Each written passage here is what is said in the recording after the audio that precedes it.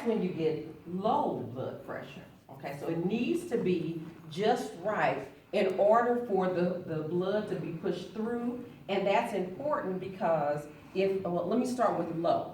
If you have low blood pressure, what do you think might be a issue? Because we always talk about high blood pressure, that's a problem, that's a problem. What do you think would be a problem with low blood pressure? Fainting. Fainting, that's a result of it, yes. What else could happen with low blood pressure? Does that mean that your heart is not beating fast enough? Sometimes that can cause low blood pressure. You're right, that can be a cause of it.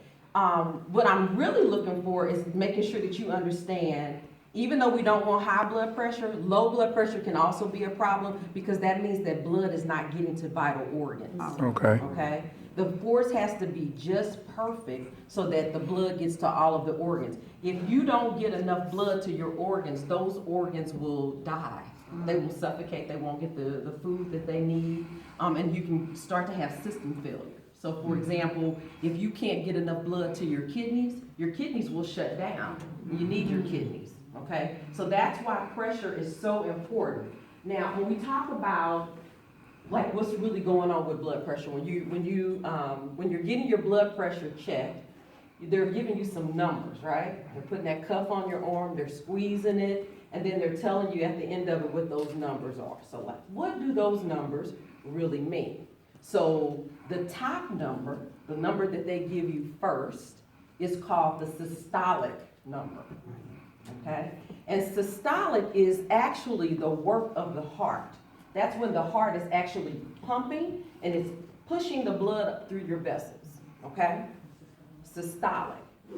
And a good way to remember that, because I always get it mixed up, even as a registered nurse, I used to get it mixed up, systolic and diastolic.